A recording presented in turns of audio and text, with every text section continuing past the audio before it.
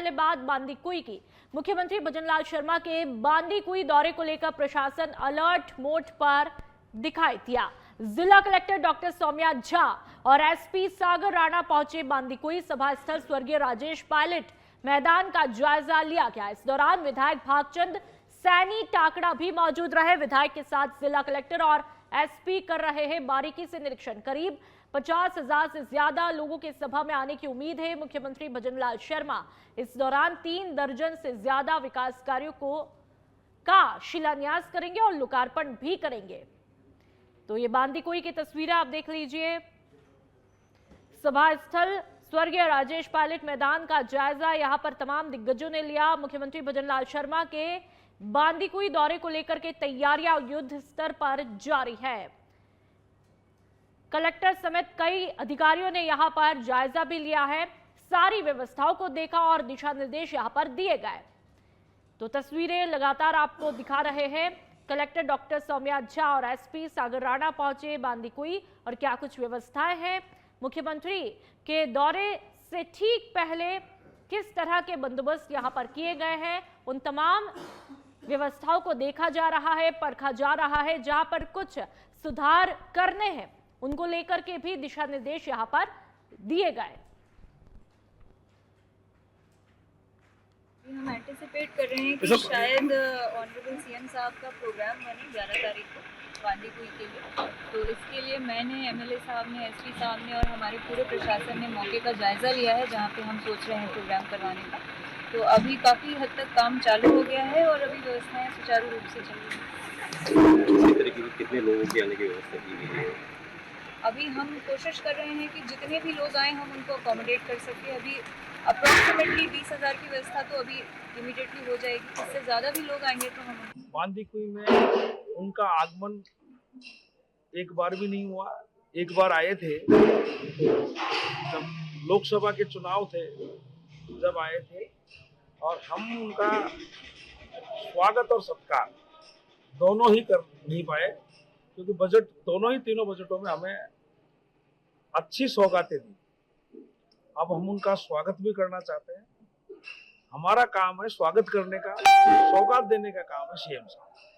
क्या सौगातें देंगे, क्या नहीं देंगे, अब वो खुद यहाँ इस चीज को देख के यहाँ किस चीज की मांग है, मांग हम करेंगे और अच्छी सौगातें, ये हमें उम्मीद है कि अच्छी सौगातें।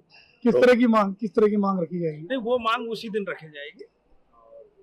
तो सामाजिक मांग है, क्षेत्र की मांग है और आम जनता के लिए मांग करता हूं मैं किसी पर्टिकुलर किसी चीज के लिए नहीं। सबकी जन भावनाएं उस काम से जुड़ी रहेंगी, ऐसे काम यहाँ। और अब मुंडावर की बात कर लेते हैं। डीजी गोविंद गुप्ता के निर्देश पर एसीबी चौकी भिवाड़ी ने कार्रवाई किया। आरोपी रामस्वरूप को 1000 रुपए रिश्वत लेते रंगे हाथों गिरफ्तार किया।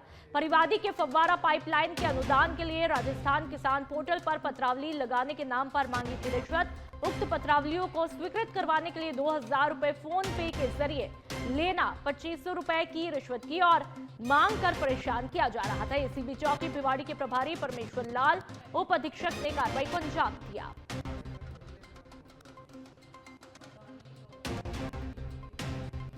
तो रिश्वत लगातार यहां पर रिश्वत की मांग की जा रही थी, जिससे व्यक्ति लगातार परेशान हो रहा था और एसीबी चौकी भिवाड़ी के प्रभारी परमेश्वर लाल उप अधीक्षक ने इस कार्रवाई को अंजाम दिया। मुंडावर से ये खबर, एसीबी की कार्रवाई को लेकर के खबर मिल रही है और लगातार हम देख रहे हैं कि एसीबी बेहद सख्त है। डीजी गोविंद गुप्ता के निर्देश पर एसीबी चौकी भिवाड़ी ने इस कार्रवाई को अंजाम दिया। ये तस्वीरें आप देख लीजिए, कार्रवाई का डंडा चलता हुआ।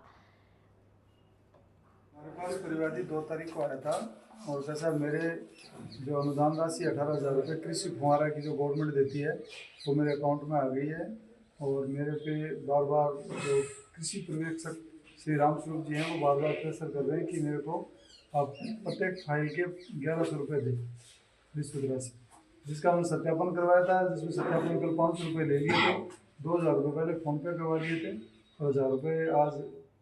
और अब जयपुर की बात कर लेते हैं। जयपुर के रिजर्व पुलिस लाइन जयपुर ग्रामीण में 21वीं अंतर जिला पुलिस खेलकूद प्रतियोगिता 2025 का भव्य शुभारंभ मंगलवार सुबह उत्साहपूर्ण वातावरण में हुआ। कार्यक्रम के मुख्य अतिथि संजय कुमार अग्रवाल महानिदेशक पुलिस कानून और व्यवस्था राजस्थान ने प्रतियोगिता का विधिवत उद्घाटन किया। इस मौके पर राहुल प्रकाश ने अतिथि का स्वागत किया, जबकि पुलिस बैंड ने मधुर धुनों के साथ जनरल सलामी पेश की।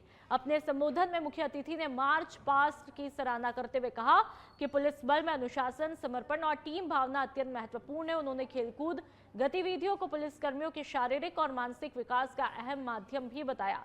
कार्यक्रम के दौरान जयपुर ग्रामीण टीम के कप्तान ने सभी खिलाड़ियों को खेल भावना, अनुशासन और निष्पक्षता के साथ में प्रतियोगिता में भाग लेने की शपथ दिलाई। इसके बाद पुलिस अधीक्षक हनुमान प्रसाद ने मुख्य अतिथि का धन्यवाद ज्ञापित किया और राष्ट्रगान का आयोजन किया गया।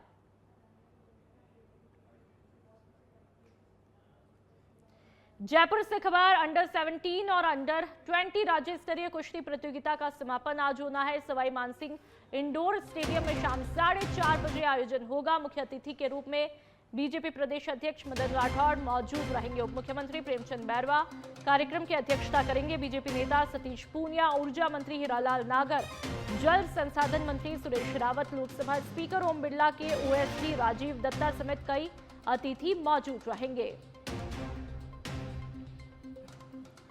तो मुख्य अतिथि के रूप में बीजेपी प्रदेशाध्यक्ष यानी कि मदन राठौड़ मौजूद रहेंगे। उप मुख्यमंत्री प्रेमचंद बैरवा कार्यक्रम की अध्यक्षता करते हुए दिखाई देंगे और बीजेपी नेता सतीश पूनिया, ऊर्जा मंत्री हीरालाल नागर, जल संसाधन मंत्री यानी कि सुरेश रावत भी इसमें अपनी मौजूदगी दर्ज कराएंगे। लोकसभा स्पीकर ओम बिरला के ओएसडी राजीव दत्ता समेत कई अतिथि यहां पर मौजूद रहेंगे। तो जयपुर से लगातार इस वक्त की अहम खबर आपको बता रहे हैं।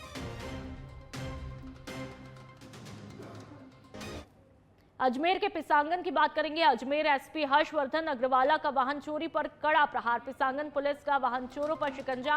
शातिर वाहन चोर रोहित कुमार गहलोत और रवि को गिरफ्तार किया। चोरी के वाहन खरीदने मामले में विधि से संघर्षरत बालक भी निरुद्ध किया गया। कब्जे से चोरी की 12 बाइकें बरामद की। एएसपी ग्रामीण दीपक कुमार शर्मा के सुपरविजन में थानाधिकारी सरोज चौधरी ने इस कार्रवाई को अंजाम दिया।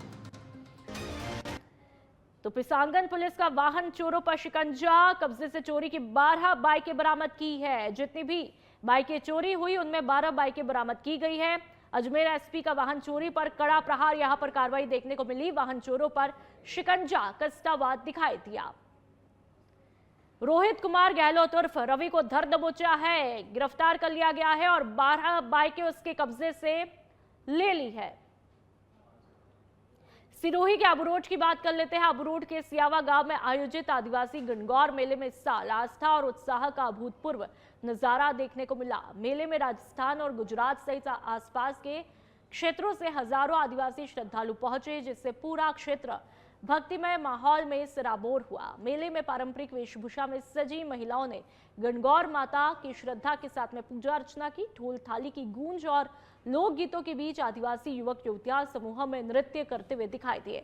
रंग बिरंगी पोशाकों और पारंपरिक आभूषणों ने मेले की सांस्कृतिक छटा को और भी आकर्षक बना डाला।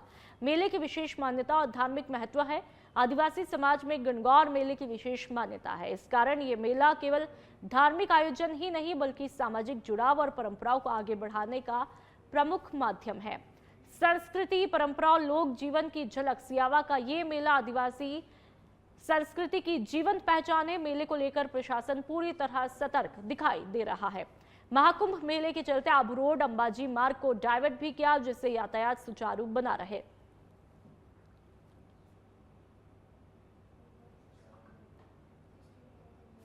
भरतपुर के चिकसाना थाना क्षेत्र के गांव विक्रम में एक विवाहिता अपने घर में संदिग्ध परिस्थितियों में मृत पाई गई। सूचना पर पुलिस मौके पर पहुंची और आवश्यक कानूनी प्रक्रिया पूरी करते हुए शव का जिला आरबीएम अस्पताल में मेडिकल बोर्ड से पोस्टमार्टम कराकर परिजनों को सौंप दिया गया। जानकारी के मुताबिक अछनेरा थाना क्षेत्र के गांव बसैया निवासी कीर्ति का विवाह 17 मई 2019 को इकरन निवासी पवन के साथ में हुआ था। मृतका के परिजनों ने ससुराल पक्ष पर प्रताड़ना के आरोप लगाए हैं। फिलहाल पुलिस पूरे मामले की जांच में जुटी हुई है। गांव में एक महिला ने सुसाइड किया है, जिसके संदर्भ में उसके पीर पक्ष द्वारा आरोप ससुराल पक्ष पर आरोप लगाया गया है कि दहेज के लिए परेशान करके उसको मारा गया, जिसका शव आरबीएम में रखवाया गया। बोर्ड द्वारा पोस्टमार्टम करवाया जा रहा है। फलसूंड के बांधेवा की बात कर लेते हैं। क्षेत्रीय विधायक महंत प्रतापपुरी ने नवनिर्मित प्राथमिक स्वास्थ्य केंद्र का भव्य लोकार्पण किया। लंबे समय से बेहतर इलाज के लिए शहर की तरफ रुख करने वाले ग्रामीणों के लिए ये केंद्र बड़ी सौगात साबित होगा। कार्यक्रम में विधायक ने विधिवत फीता काटकर भवन का उद्घाटन किया, जिसमें स्वास्थ्य विभाग के खंड मुख्य चिकित्सा अधिकारी जसवंत सिंह, अन्य चिकित्सा अधिकारी और भारी संख्या में स्थानीय ग्रामीण मौजूद रहे।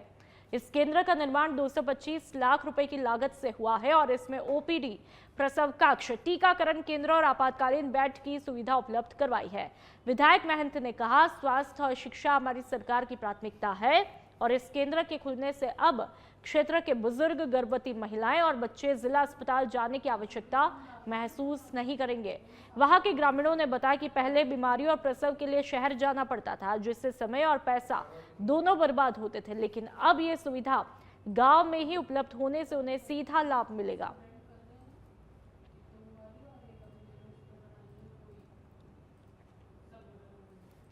और अब बयाना से बड़ी चोरी की खबर सामने आई है, जहां पर आर्य समाज रोड स्थित पंजाब नेशनल बैंक शाखा के बाहर एक रिटायर्ड बीएसएनएल कर्मचारी गोपाल प्रसाद गुप्ता की जेब से 50,000 रुपए चोरी हुए।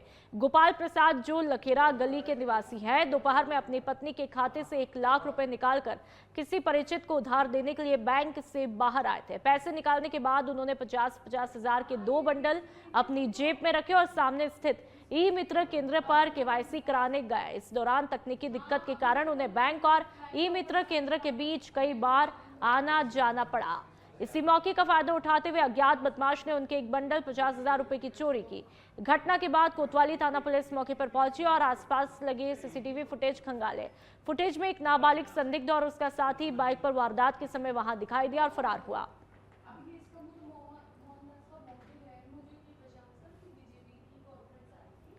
जालौर में सरकारी नौकरी दिलाने के नाम पर बेरोजगार युवाओं से लाखों रुपए ठगने वाले आरोपी राकेश कुमार को कोतवाली पुलिस ने सोमवार को कोर्ट में पेश किया, जहां से उसे 3 दिन के रिमांड पर भेजा गया है। आरोपी बिना किसी डर या पछतावे के हंसते हुए कोर्ट पहुंचा। पुलिस के मुताबिक राकेश, जो पाली के तखतगढ़ का रहने वाला है और जालौर के रतनपुरा रोड पर रह रहा था, उसने नगर परिषद में नौकरी लगवाने का झांसा देकर ऋतिक मीणा से 10 लाख और अन्य युवकों से 3-3 लाख रुपए ऐंठे। आरोपी ने रिटायर्ड अधिकारी और नगर परिषद आयुक्त के फर्जी हस्ताक्षर कर नियुक्ति पत्र भी बांटे, जिनमें अधिशासी अधिकारी और कनिष्ठ सहायक जैसे पदों पर नियुक्ति का दावा किया गया। फर्जीवाड़ा सामने आने पर पीड़ितों ने मामला दर्ज कराया, जिसके बाद पुलिस ने जांच करते हुए आरोपी को हिरासत में लेकर पूछताछ शुरू कर दी है।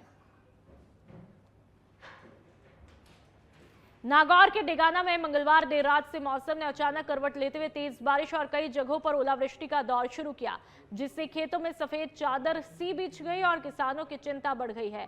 पश्चिमी विक्षोभ के सक्रिय होने से हो रही इस बेमौसम बारिश ने खासतौर इसबगोल, गेहूं, चना और सरसों की खड़ी फसलों को नुकसान की आशंका पैदा की है। पहले से ही मौसम की मार झेल रहे किसानों की फसल कटाई के समय आई ये बारिश भारी संकट बन सकती है, जिससे उनकी आर्थिक स्थिति पर भी असर पड़ सकता है। फिलहाल किसान मौसम साफ होने की उम्मीद में आस लगाए बैठे हैं।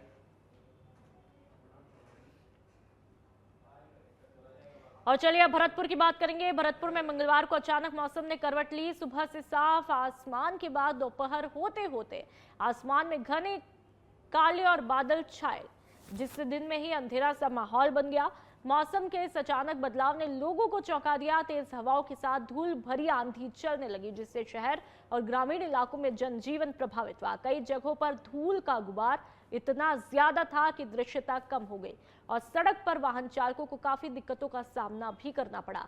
आंधी के चलते बाजारों में अफरा तफरी का माहौल बना। दुकानदारों ने जल्दबाजी में अपने सामान को समेटा, तो वहीं राहगीरों ने सुरक्षित जगहों की तरफ रुख किया। आंधी के बाद बदला मौसम का रुख, शुरू हुई झमाझम बारिश। धूल भरी आंधी के कुछ ही देर बाद मौसम ने फिर पलटी मारी और तेज बारिश शुरू हुई।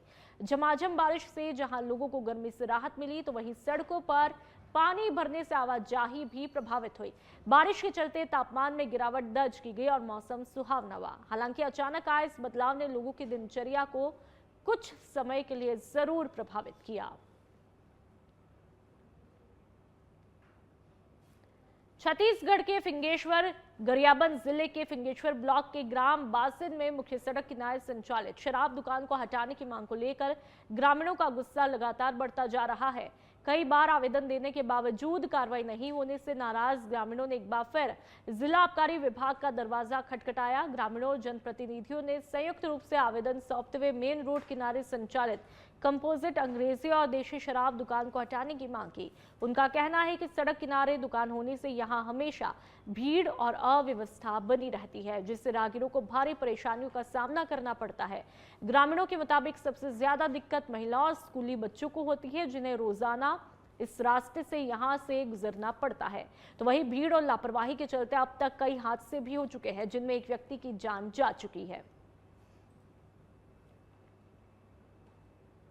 हटाने के लिए साल भर हो गया सर। विवाह तो छोटे छोटे बच्चा मनाते, 20-20 के लड़की मनाते और वहाँ हल्ला उठते बच्चा लोग के दारू भट्टी बारे में बहुत शिकायत आती है पंचायत। क्या चाहते हो आप लोग हटाने के लिए? अभी तक कितने आवेदन दे चुके हो? जो साहब बोले अभी आयुक्त कार्यालय में अपने लेटर जारी करूँगा, उसमें यूपी के माध्यम से कुछ कार्रवाई होना है, बाकी है सब। आवेदन बहुत बार इसके लिए बच्चों का आना जाना रहता है। हाँ वो तो है, अभी प्रक्रिया में है। ये प्रक्रिया कितने दिनों की रहती है? वो तो चलते रहते हैं, ऐसे कोई ये नहीं है उसको। फिर भी 1 माह 2 माह ऐसा कोई निश्चित वो नहीं है। अच्छा, प्रक्रिया का कोई निश्चित। बलौदा बाजार की बात कर लेते हैं। एक दांतेल हाथी ने मचाया उत्पाद, नवागांव वन बैरियर में किया तोड़फोड़ करते सीसीटीवी कैमरे में कैद हुआ वीडियो। तस्वीरें आप देख लीजिए। रात करीब 10 बजे आसपास उत्पात मचाया गया। हाथी की तस्वीरें आप देख लीजिए कि किस तरह से उत्पात मचाया हाथी ने, और पूरा ये वीडियो कैद हुआ। सोनाखान वन परिक्षेत्र के नवागांव का ये पूरा मामला बताया जा रहा है। बैरियर में तोड़फोड़ किया है, वन बैरियर के अंतर्गत ये हाथी की तस्वीरें और तोड़फोड़ करते सीसीटीवी कैमरे में ये पूरा वीडियो कैद हो जाता है। आप देखिए, नवागांव वन बैरियर में हाथी ने उत्पात मचाया।